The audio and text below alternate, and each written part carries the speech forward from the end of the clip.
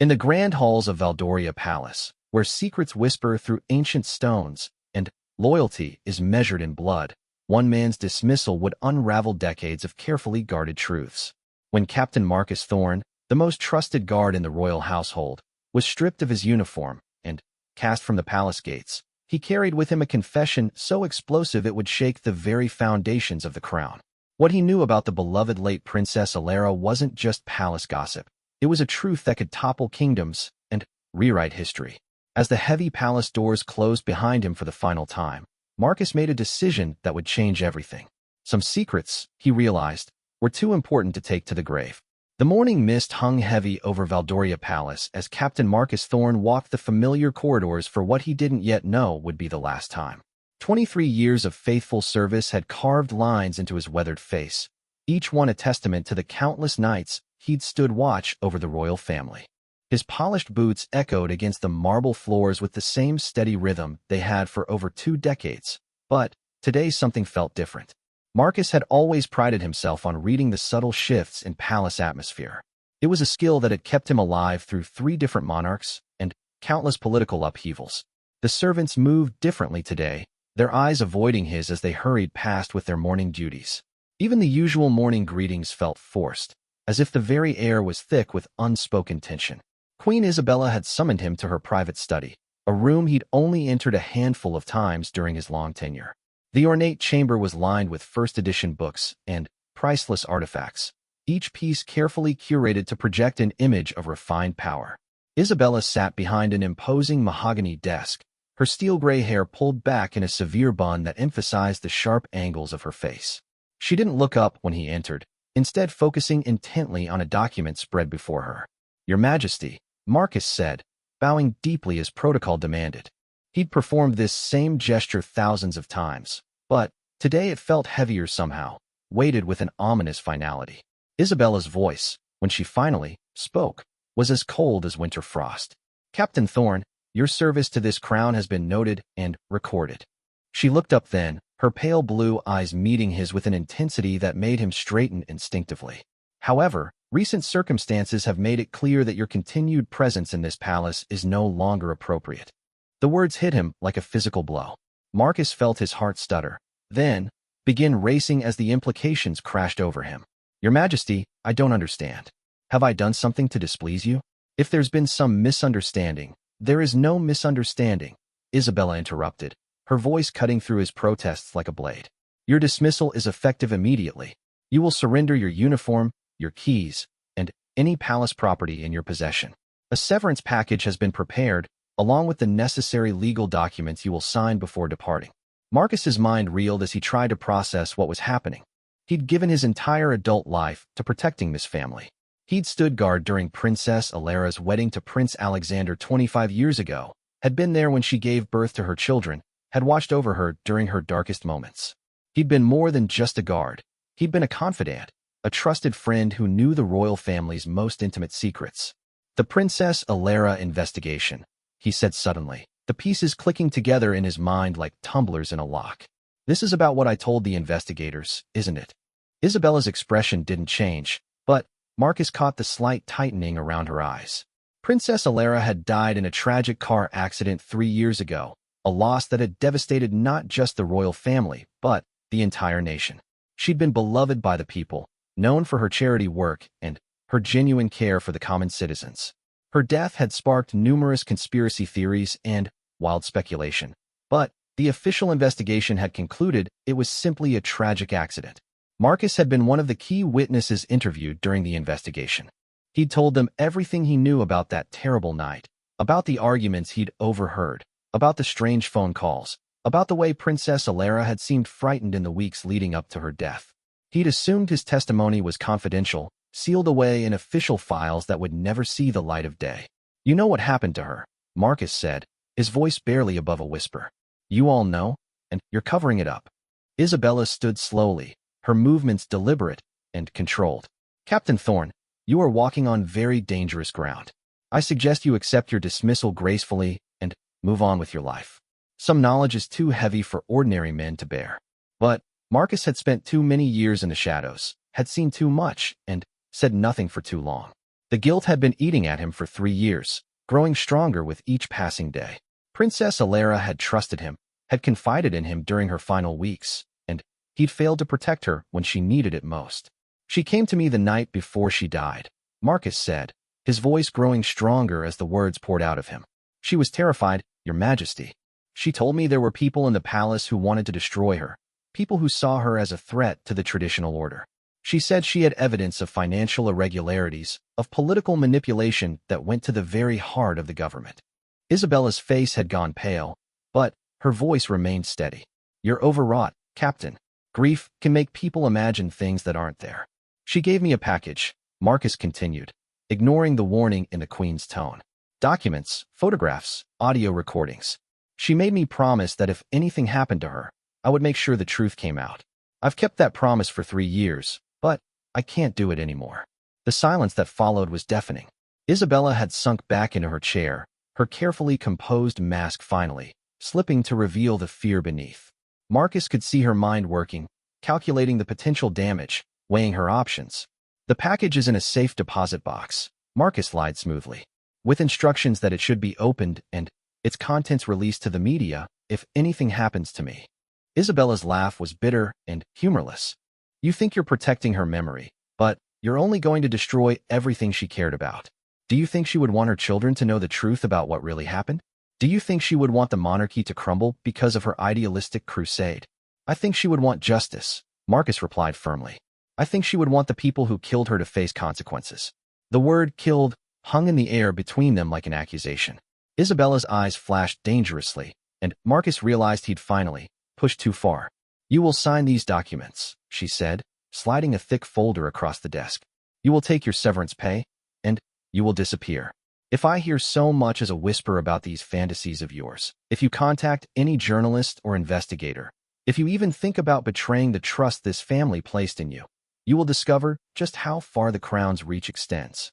Marcus looked down at the papers, his hands trembling slightly as he read the clauses about confidentiality, about never speaking publicly about his time in palace service, about facing severe legal consequences for any breach of these agreements. His entire life's work was being reduced to a signature on a non-disclosure agreement. And if I refused to sign? Isabella's smile was cold and predatory. Then you'll be charged with theft of palace property, breach of security protocols, and several other crimes that carry substantial prison sentences. The evidence, I'm afraid, is quite compelling. Amazing what palace security cameras can capture when reviewed carefully. Marcus understood the threat implicitly. They would manufacture evidence, create a case against him that would destroy his reputation and land him in prison. He would be discredited as a bitter, possibly mentally unstable former employee with a grudge against his former employers. But, as he stared at the documents, Marcus thought about Princess Alara's face that last night, the desperation in her eyes as she'd begged him to promise he would protect the truth. He thought about her children, Prince Michael and Princess Catherine, who deserved to know what really happened to their mother. He thought about the nation that had mourned her passing, never knowing that she hadn't died in a simple accident. I need time to read these properly, Marcus said finally. You have until this evening, Isabella replied curtly. Report to the head of palace security at 6 o'clock to complete the transition. Your replacement has already been briefed. Marcus nodded slowly and turned to leave, but Isabella's voice stopped him at the door. Captain Thorne, she said, her tone almost conversational now. Princess Alara was a troubled woman in her final months. The investigation found evidence of prescription medication, of mental health issues she was struggling with privately. Sometimes grief and guilt can make people see conspiracies where there are only tragedies. The implication was clear. Any story Marcus tried to tell would be easily dismissed as the ravings of someone influenced by a mentally unstable woman's paranoid fantasies. They'd already laid the groundwork to discredit both him and Alara, if necessary. As Marcus walked back to his quarters to pack his belongings, his mind was already working on his next move. He had until evening to make a decision that would change not just his life, but potentially the future of the entire kingdom. The package Alara had given him was hidden in his apartment, not in some dramatic safe deposit box as he'd claimed. Inside were documents that would expose corruption at the highest levels of government, photographs that showed secret meetings between palace officials and foreign agents, and audio recordings that captured conversations about eliminating threats to the established order.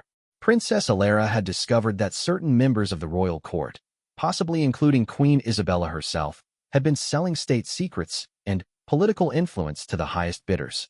She'd gathered evidence methodically over months, preparing to expose the conspiracy. But someone had discovered her investigation before she could act on it. The car accident hadn't been an accident at all. It had been an execution disguised as a tragedy, carried out by people who saw her as an existential threat to their profitable schemes. And Marcus had been too much of a coward to speak up when it mattered most. But as he packed his few personal belongings into a simple duffel bag, Marcus made a promise to himself and to Alara's memory.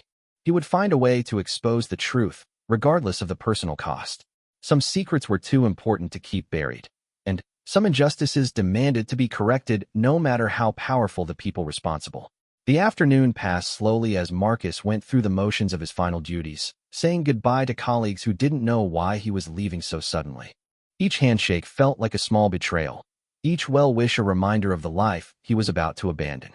By the time evening arrived, Marcus had made his decision. The head of palace security, Colonel Harrison Davies, was a man Marcus had worked alongside for 15 years. They'd shared countless shifts, had each other's backs through various security scares, and had even become friends outside of their professional duties. But when Marcus arrived at Davies' office that evening, he found a stranger behind the familiar desk. Davies avoided eye contact as he processed Marcus's discharge paperwork, his usual jovial demeanor replaced by a cold, professional distance that cut deeper than any of Queen Isabella's threats. The betrayal was complete. Even his closest allies had been turned against him or warned away from any association. "Your service weapon, please," Davies said without looking up, extending his hand across the desk. Marcus unbuckled his holster and placed his pistol on the desk, followed by his security clearance cards, his palace keys, and, finally, his badge. Each item felt like a piece of his identity being stripped away. "The apartment comes with the position," Davies continued mechanically. "You have 48 hours to vacate the premises. A moving company will pack and store your belongings if you can't manage it yourself." "Harrison," Marcus said quietly, using his colleague's first name as he had hundreds of times before. "What did they tell you about why I'm being dismissed?" Davies finally looked up, and Marcus could see the conflict in his eyes. "They told me you'd been making wild accusations about Princess Alara's death, that you'd become obsessed with conspiracy theories and were becoming a security risk." He paused, then added more softly, "They showed me psychiatric evaluations suggesting you might be having a breakdown." Marcus felt a chill run down his spine.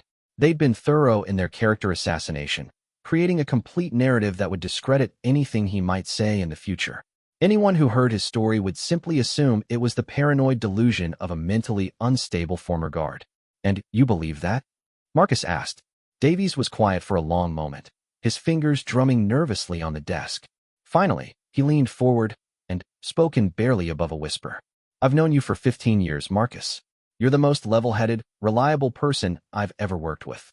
If you say something happened to Princess Alara, then something happened." The admission hung between them like a lifeline. At least one person believed him, even if that person couldn't risk helping openly. "But I have a family," Davies continued, his voice heavy with regret. "A wife, 2 kids in university. I can't afford to lose this position, and I can't afford to make enemies of the people who run this place." Marcus nodded, understanding completely. This was how they maintained control, not through dramatic threats or violence, but through the quiet pressure of economic dependency and social reputation. Everyone who worked in the palace had something to lose, something that could be taken away if they stepped out of line. "I understand," Marcus said, gathering the papers Davies had given him. "Just remember this conversation if something happens to me in the next few days." Davies' eyes widened slightly, but he didn't respond. Marcus left the office and walked through the palace corridors one final time, memorizing every detail. The oil paintings of long-dead monarchs seemed to watch him with disapproving eyes, as if he were betraying centuries of tradition and loyalty. His small apartment in the palace staff quarters felt emptier than it ever had before. Marcus packed methodically, sorting through 2 decades of accumulated memories and possessions. Most of it seemed meaningless now: photographs from palace events, commendation letters from various royals, small gifts received over the years. His entire adult life had been consumed by service to the crown, and now he was being cast out like a stranger. But Hidden beneath a loose floorboard in his bedroom was the package Princess Alara had entrusted to him. Marcus carefully extracted the waterproof container and opened it for the first time since her death. The contents were every bit as explosive as he remembered. The financial documents showed systematic embezzlement of charitable funds, with money meant for hospitals and schools being diverted into private accounts controlled by senior palace officials. The photographs captured secret meetings between these same officials and representatives of foreign governments, clearly showing the exchange of documents and briefcases full of cash. Most damning of all were the audio recordings. Princess Alara had been careful and methodical in gathering her evidence, using a small digital recorder to capture conversations she'd overheard or participated in. Marcus listened again to the recording she'd made just days before her death, his heart breaking at the fear in her voice. "I think they know I'm onto them," Alara's voice whispered from the small speaker. "Isabella's been watching me more carefully, asking questions about where I've been and who I've been talking to. I tried to approach Alexander about it, but he just dismissed everything as stress from my charity work. I don't think he understands how deep this goes, or maybe he's just too scared to face the truth." The recording continued with Alara describing how she'd discovered the conspiracy. It had started innocently enough. She'd noticed discrepancies in the financial reports for her children's charities and had begun asking questions. The deeper she dug, the more extensive the corruption appeared to be. What had begun as simple embezzlement had evolved into a full-scale operation selling state secrets and political influence. "The worst part," Alara's voice continued, "is that I think this has been going on for decades.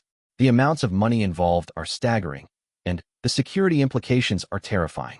Foreign agents have been buying access to classified information, trade secrets, military plans. Everything that's supposed to protect our country has been for sale to the highest bidder." Marcus fast-forwarded through the recording to the part that had haunted him for 3 years, the conversation that had convinced him Princess Alara's death was no accident. "They've been asking about the documentation I've gathered," Alara's voice said, strain evident in every word. "Someone's been in my private office, moving things around, searching through my files. I've started hiding everything in different locations, but I'm running out of time. If something happens to me, Marcus, you have to promise me you'll make sure people know the truth. Don't let them turn this into just another royal tragedy." The recording ended there, and Marcus sat in the silence of his empty apartment, surrounded by the evidence that could bring down the monarchy. But having the evidence and being able to use it effectively were two very different things. He needed allies, people with the power and platform to bring this story to light despite the royal family's considerable influence. His thoughts turned to Sarah Chun, an investigative journalist he'd met several years earlier during a security briefing about media access to royal events. She'd impressed him with her intelligence and integrity, and, more importantly, she worked for an international news organization that wouldn't be easily intimidated by British royal pressure. But contacting her would be risky. His phone was certainly being monitored now, his internet access tracked, his every movement watched. Marcus needed to be clever about how he approached this, needed to find a way to get Alara's evidence to Sarah without exposing himself or compromising the investigation before it could begin. As night fell over the palace, Marcus made his preparations. He copied all of Princess Alara's evidence onto multiple encrypted flash drives, hiding them in various locations around the city. He wrote detailed letters explaining the context of the evidence and his own role in the cover-up, sealing them in envelopes to be mailed from different locations. Most importantly, he composed a comprehensive account of everything he knew about Princess Alara's final weeks and the circumstances surrounding her death. If his own suspicions were correct, and the royal family decided he was too dangerous to be allowed to live freely, then at least the truth would survive him. But Marcus wasn't planning to become a martyr. He was planning to become the most dangerous enemy the royal family had ever faced, a man with nothing left to lose and everything to gain by exposing their secrets. His first stop would be the newspaper office where Sarah Chun worked. If he could convince her to investigate Alara's evidence, if he could find a way to protect himself long enough for the story to break, then maybe Princess Alara's death wouldn't have been in vain. As Marcus prepared to leave the palace grounds for the final time, he thought about the oath he'd taken 23 years earlier when he'd first joined the royal guard. He'd sworn to protect the crown with his life, to defend the monarchy against all threats. Now he realized that sometimes the greatest threat to the crown came from within, and Sometimes protecting the true spirit of the monarchy meant exposing the corruption that threatened to destroy it from inside. The irony wasn't lost on him that by betraying his oath of loyalty, he might actually be fulfilling its deeper purpose. Princess Alara had represented the best of what the royal family could be: compassionate, dedicated to public service, committed to truth and justice. By covering up her murder and allowing her killers to escape justice, the current royal leadership had betrayed everything the monarchy was supposed to represent. Marcus walked through the palace gates for the last time just as the clock struck midnight. Behind him, the great structure stood illuminated against the dark sky, its windows glowing like watching eyes. Ahead of him lay an uncertain future filled with danger and possibility in equal measure. But, for the first time in 3 years, Marcus felt something approaching peace. He was finally going to keep his promise to Princess Alara. The truth was going to come out, no matter what it cost him personally. Sarah Chin's office was located in a converted warehouse in East London, far from the gleaming towers of Fleet Street, where most traditional newspapers still operated. The International Herald Tribune prided itself on independent journalism, and their London bureau reflected that philosophy: functional, unpretentious, and focused entirely on the work of uncovering truth. Marcus had spent 3 days researching Sarah's background before making contact, learning everything he could about her career and her methods. She specialized in investigating government corruption and had won several international awards for her exposés of political misconduct. More importantly, she had a reputation for protecting her sources at all costs, even when faced with legal threats and government pressure. The approach had to be perfect. Marcus couldn't simply walk into her office with Princess Alara's evidence. That would be too direct, too easily traceable. Instead, he'd arranged to accidentally encounter her at a coffee shop near her office, a chance meeting that would appear completely innocent to anyone monitoring either of them. Sarah was exactly as Marcus remembered her from their brief meeting years earlier: sharp-eyed, professionally dressed, but approachable, with the kind of alert intelligence that missed nothing. She was reading through documents at a corner table when Marcus approached, carrying his own newspaper and coffee as props. "Excuse me," he said politely. "Aren't you Sarah Chen from the Tribune? I think we met a few years ago during a palace press briefing." Sarah looked up, her expression politely puzzled as she tried to place him. "I'm sorry, I meet a lot of people at those events. You'll have to remind me."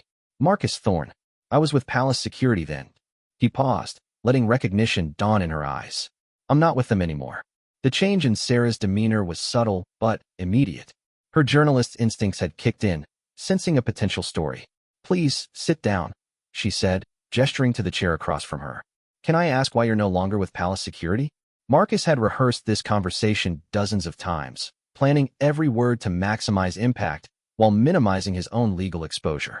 "I was dismissed 3 days ago for asking too many questions about Princess Alara's death." Sarah's pen had appeared in her hand as if by magic, though she kept it casually positioned so as not to appear threatening. "What kind of questions?" "The kind that suggest her car accident wasn't actually an accident," Marcus said quietly, watching Sarah's reaction carefully. For a moment, Sarah said nothing, processing the implications of what Marcus had just suggested. Royal conspiracy theories were common enough, but they rarely came from former palace insiders with impeccable credentials. "That's a serious allegation," she said finally. "Do you have any evidence to support it?" Marcus reached into his jacket and pulled out a small envelope, placing it on the table between them. "Princess Alara gave me this the night before she died. She made me promise that if anything happened to her, I would make sure the truth came out. I've been too much of a coward to honor that promise until now." Sarah stared at the envelope without touching it, understanding instinctively that accepting it would change everything. Once she took possession of whatever was inside, she would become part of the story, potentially placing herself in the same danger that had apparently claimed Princess Alara's life. "What exactly is in there?" she asked. "Proof that senior members of the royal household have been selling state secrets and embezzling charitable funds for decades," Marcus replied. "Princess Alara discovered the conspiracy and was gathering evidence to expose it. Someone found out what she was doing and decided she was too dangerous to live. The coffee shop suddenly felt too public, too exposed." Sarah glanced around at the other customers, wondering if any of them might be more than they appeared to be. "We can't discuss this here," she said, making a quick decision. "My office has better security, and we'll need privacy to review whatever evidence you have properly." 20 minutes later, They were seated in Sarah's private office while she examined the contents of Princess Alara's package. Marcus watched as her expression shifted from skeptical interest to shocked amazement to grim determination. The evidence was even more comprehensive than he'd remembered, and Sarah's expertise in financial investigation allowed her to understand the full scope of the corruption immediately. "This is incredible," Sarah murmured, studying bank records that showed millions of pounds flowing from royal charities into private offshore accounts.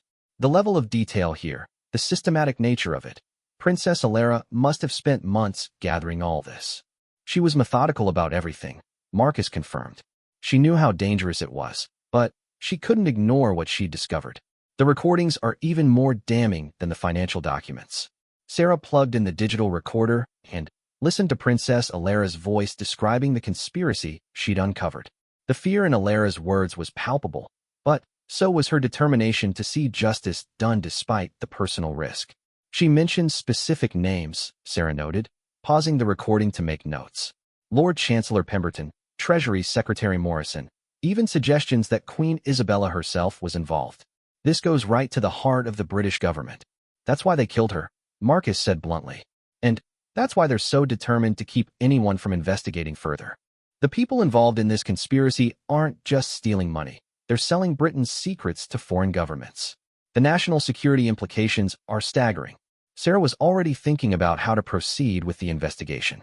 A story this large would require months of additional research to verify the evidence and identify all the players involved. She would need to protect Marcus as a source while building an independent case that could withstand the inevitable legal challenges. "I want to help you expose this," she said finally, "but you need to understand what you're getting into. These people killed a princess to protect their secrets. They won't hesitate to eliminate a former guard and a journalist if they see us as threats." Marcus nodded grimly. "I've already accepted that risk. I should have spoken up 3 years ago when it might have made a difference. I can't live with that cowardice any longer."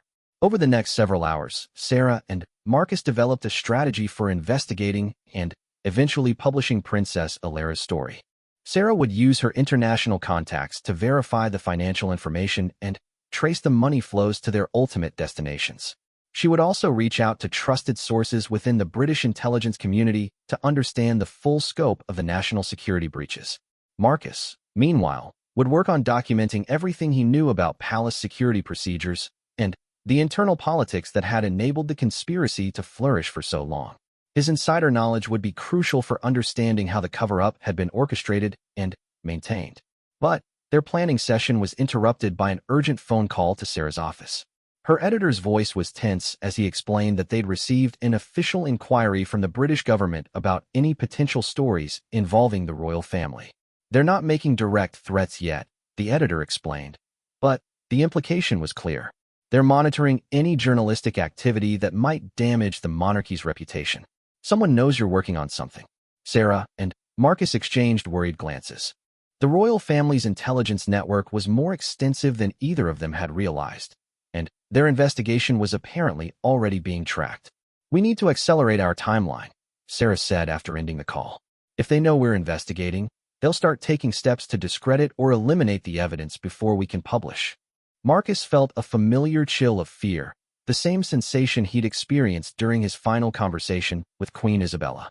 They were walking into extremely dangerous territory, challenging people who had already proven they were willing to kill to protect their secrets. But alongside the fear was something else, a sense of purpose he hadn't felt since Princess Alara's death. For 3 years, he'd lived with the guilt of knowing the truth and doing nothing about it. Now, finally, he had a chance to honor his promise to her and perhaps prevent future victims from suffering the same fate. "There's something else," Marcus said, making a decision that would fundamentally change the nature of their investigation. Princess Alara wasn't the only one who discovered pieces of this conspiracy. "Over the years, I've noticed other palace employees, other family members, who ask too many questions or seem to be getting too close to sensitive information." Sarah's pen hovered over her notepad as she waited for him to continue. "Some of them left the palace suddenly, citing personal reasons or family emergencies. Others had accidents or developed sudden illnesses that forced them into retirement or disability. I never connected all the dots before, but now I'm wondering how many people have been silenced over the years to protect this conspiracy." The implications were chilling. If Marcus was right, Princess Alara's murder was just the most high-profile elimination in a systematic campaign to protect the royal family's criminal activities. The conspiracy might have been claiming victims for decades without anyone realizing the pattern. Sarah realized they weren't just investigating a single murder or even a financial scandal.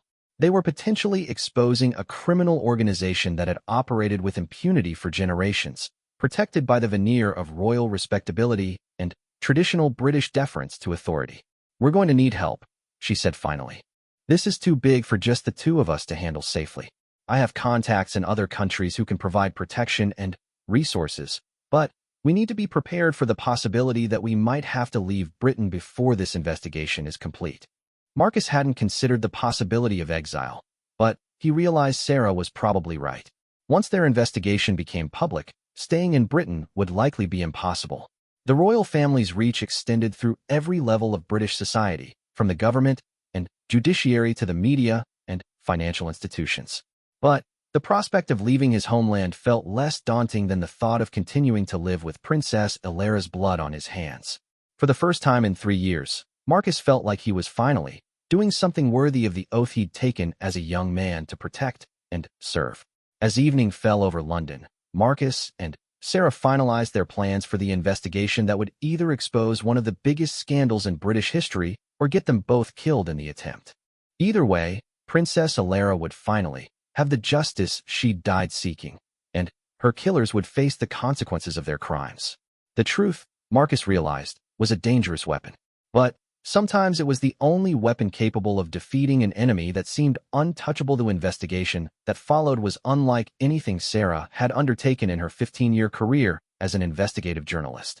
Working with Marcus, she began to uncover a web of corruption so extensive and sophisticated that it challenged everything she thought she knew about how institutions of power operated. The financial trail alone was staggering in its complexity. Using Princess Alara's documentation as a starting point, Sarah traced money flows through dozens of shell companies, offshore banking arrangements, and charitable organizations that existed only on paper. The amounts involved were breathtaking. Over the course of 20 years, more than £200 million had been systematically stolen from royal charities and state funds. But the money was just the beginning. As Sarah dug deeper into the conspiracy, she discovered that the royal household had essentially been operating as a criminal enterprise, selling everything from military intelligence to diplomatic secrets to trade information. Foreign governments, terrorist organizations, and criminal syndicates had all been customers in this marketplace of national betrayal. Marcus proved invaluable in understanding the operational details of how such a massive conspiracy could function within the supposedly secure confines of the palace. His knowledge of security procedures, staff hierarchies, and daily routines helped Sarah understand how sensitive information could be accessed, copied, and transmitted without detection. The genius of it, Marcus explained during one of their late-night working sessions, is that everyone involved believes they're protecting the monarchy. The junior staff who handle the actual theft and transmission of information think they're following orders from legitimate royal representatives. The middle-level managers who oversee the operations believe they're conducting authorized intelligence work for the government. And the people at the top? Sarah asked, though she suspected she already knew the answer. They know exactly what they're doing, Marcus confirmed grimly. Queen Isabella, Lord Chancellor Pemberton, Treasury Secretary Morrison. They're the ones making the deals with foreign buyers and deciding which secrets to sell. They've created a perfect pyramid of plausible deniability. Sarah's international contacts had proven crucial in verifying the scope of the conspiracy. Intelligence sources in France, Germany, and the United States confirmed that British state secrets had been appearing on the black market with suspicious regularity over the past 2 decades. Military analysts identified specific instances where British tactical advantages had been mysteriously neutralized, suggesting that operational plans had been compromised before they could be implemented. Most disturbing of all were the human costs of the conspiracy. Sarah and Marcus identified at least 12 individuals over the past 15 years who had died or disappeared after getting too close to sensitive information within the royal household. The pattern was subtle but unmistakable once you knew what to look for. A palace accountant who died in a hit-and-run accident after questioning charitable expenditures, a junior intelligence analyst who committed suicide after expressing concerns about information security, a lady-in-waiting who died from a sudden allergic reaction after asking too many questions about Princess Alera's activities. They're not just criminals, Sarah realized as the full scope of the conspiracy became clear. They're serial killers who've been operating under the protection of royal privilege for decades. But gathering evidence and preparing to publish their findings proved to be increasingly dangerous work.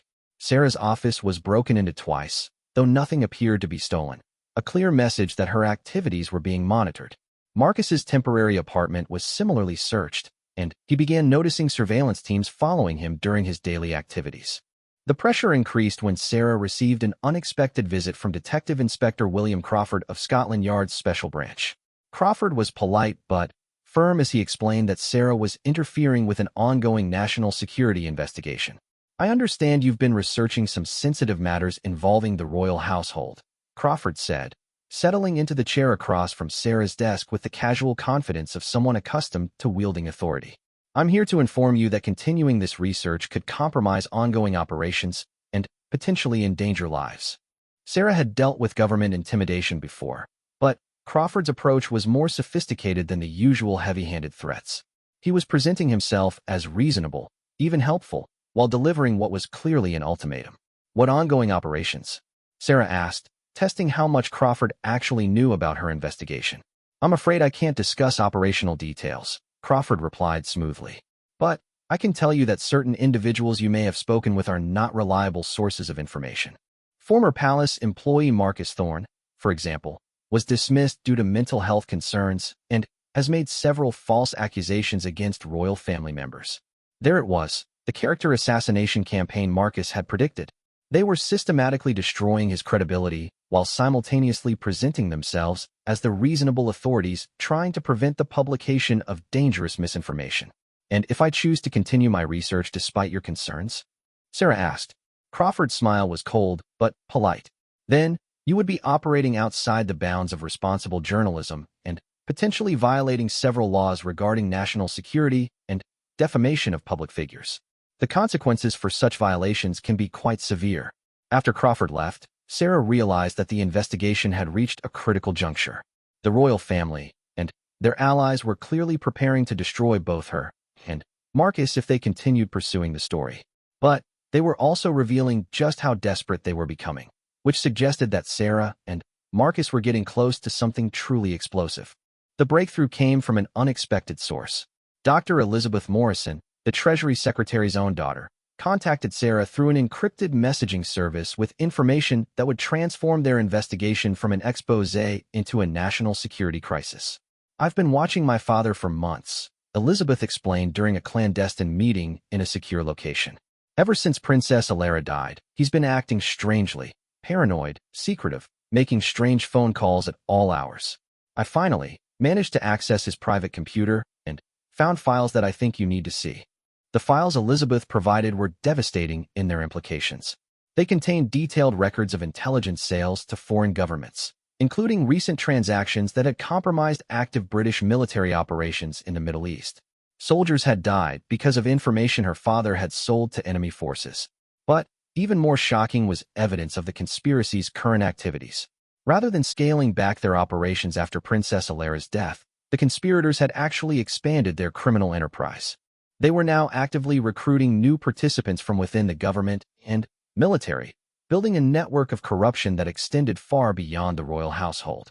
"They're planning something big," Elizabeth told Sarah, her voice shaking with fear and disgust. "From what I could understand from my father's files, they're negotiating the sale of comprehensive British intelligence capabilities to a consortium of foreign powers. Not just individual secrets, but the entire system, encryption keys, agent identities, operational procedures, everything." Sarah realized that they were no longer just investigating a historical conspiracy. They were racing against time to prevent an act of treason so massive it would effectively destroy Britain's ability to defend itself against foreign threats. The decision to accelerate publication became inevitable when Marcus received word that several other former palace employees who might have had knowledge of the conspiracy had died suddenly within the past week.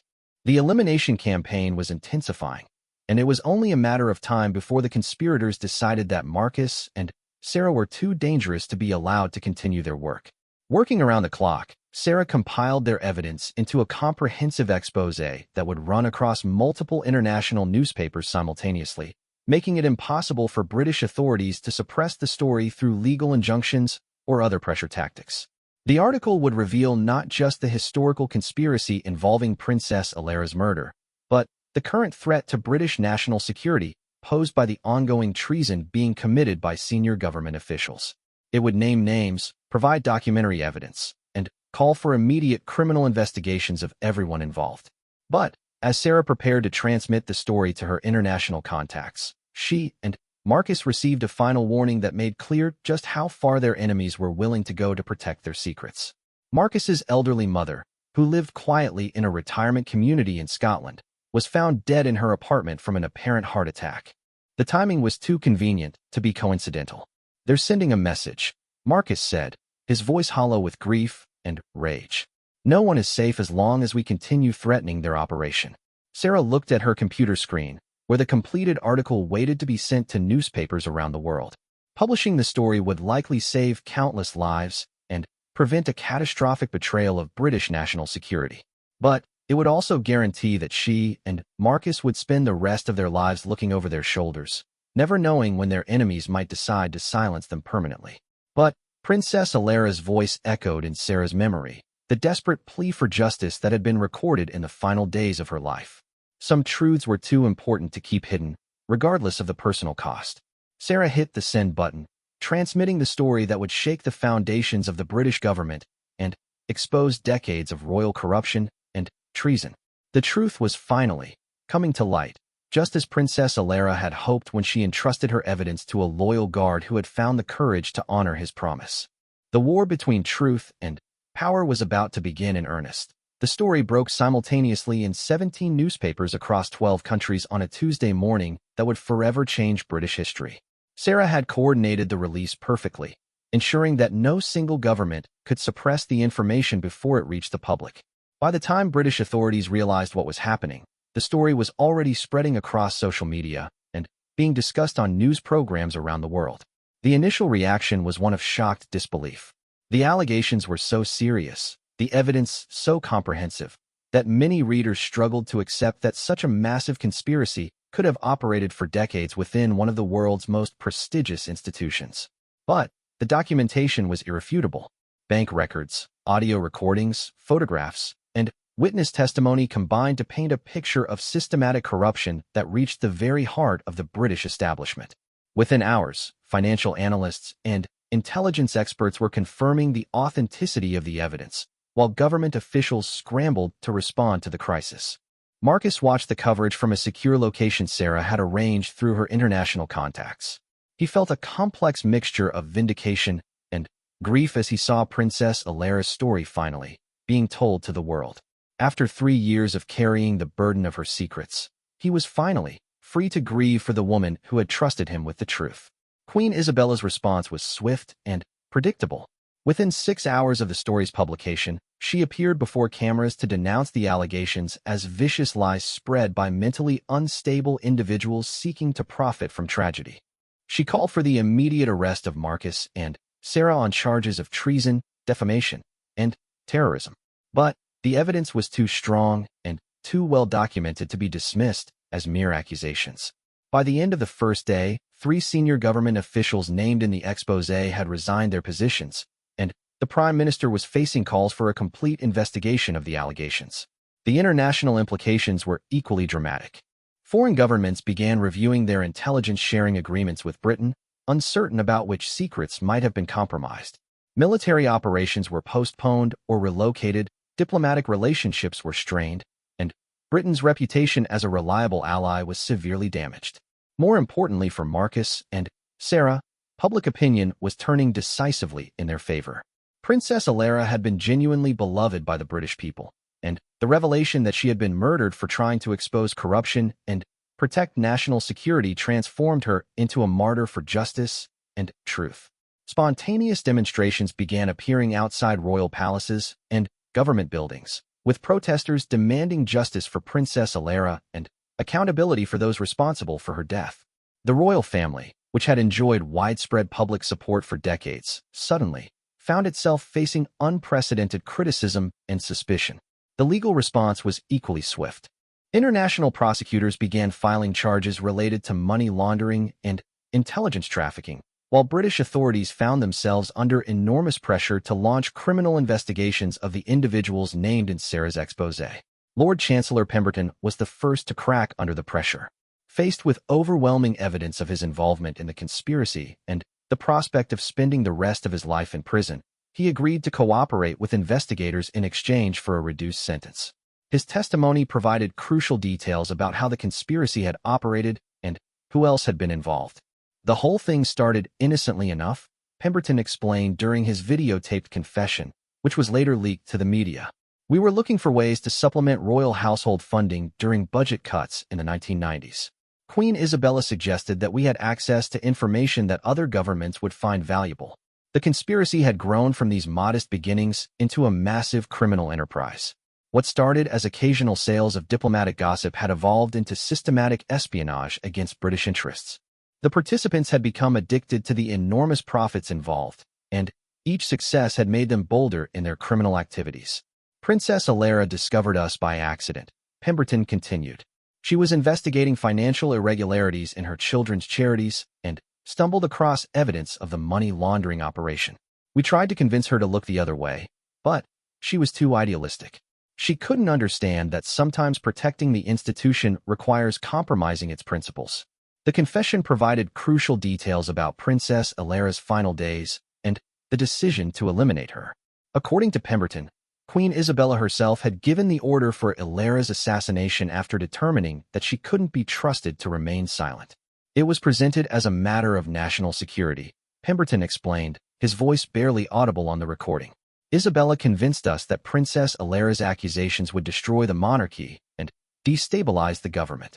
We were told that eliminating one person would save the institution and protect thousands of jobs and traditions. The method of assassination had been carefully planned to appear accidental. Princess Alara's car had been sabotaged using sophisticated techniques that would cause mechanical failure at high speed, creating a crash that investigators would attribute to driver error or vehicle malfunction. As more details emerged about the conspiracy and Princess Alara's murder, public outrage reached a fever pitch. The royal family, which had presented itself as a symbol of British values and traditions, was revealed to have been operating as a criminal organization for decades. Queen Isabella's position became untenable when additional witnesses came forward to confirm Pemberton's testimony. Staff members who had remained silent for years began speaking openly about suspicious activities they had observed, creating an avalanche of corroborating evidence. The final blow came when Prince Alexander, Princess Alara's widower, publicly broke with his mother and demanded her immediate abdication. In an emotional television interview, he revealed that he had suspected something was wrong with the official investigation into his wife's death, but had been too grief-stricken to pursue his concerns. I should have listened to Alara when she tried to tell me about what she had discovered, Prince Alexander said, tears streaming down his face. I should have protected her instead of dismissing her concerns as stress. I failed as a husband, and I failed as a future king. The constitutional crisis deepened when Parliament voted to suspend royal privileges and immunities pending the completion of criminal investigations. For the first time in centuries, sitting members of the royal family would face criminal prosecution like ordinary citizens. Queen Isabella's abdication, when it finally came, was brief and unrepentant. She maintained her innocence while simultaneously accepting responsibility for the failures of oversight that had allowed the conspiracy to flourish under her leadership. I have dedicated my life to serving this nation and protecting the institution of monarchy, she said in her final statement as queen. If my continued presence on the throne would damage that institution, then I have no choice but to step aside. Marcus watched the abdication speech from his secure location, feeling a mixture of satisfaction and sadness. Justice was finally being done, but the cost had been enormous. The monarchy, which had survived world wars, economic depressions, and social upheavals, was now facing an existential crisis that might lead to its complete abolition. But, as Marcus reflected on everything that had happened since Princess Alara's death, he realized that exposing the truth had been the only possible choice. The alternative, allowing the conspiracy to continue operating, would have been far more damaging to British institutions and values than even the current crisis. Sarah, meanwhile, was already working on her next investigation. The exposure of the royal conspiracy had prompted whistleblowers throughout the British government to come forward with evidence of other cover-ups and criminal activities. The work of cleaning up decades of corruption and restoring public trust in institutions would take years to complete. Princess Alara would be proud, Sarah told Marcus during one of their final meetings before he departed for a new life in Canada. She wanted the truth to come out, and she wanted the people responsible to face justice. We've accomplished both of those goals. Marcus nodded, but his expression remained troubled. I just wish it hadn't taken her death to make it happen. If I had been braver, if I had spoken up sooner. You couldn't have prevented what happened to her, Sarah interrupted firmly. These people had already decided she was too dangerous to live. The best you could do was honor her memory by eventually telling her story. As Marcus prepared to start his new life away from the country he had served for over 2 decades, he carried with him the knowledge that Princess Alara's sacrifice had not been in vain. The conspiracy that had claimed her life was destroyed, her killers were facing justice, and the institution she had tried to protect was being rebuilt on a foundation of truth rather than lies. The royal guard who had failed to protect his princess in life had finally succeeded in protecting her legacy in death. Sometimes, Marcus realized, the greatest loyalty required the ultimate betrayal of those who had betrayed the values they claimed to represent. Princess Alara's truth had set them all free, even if the cost of that freedom had been higher than anyone could have imagined.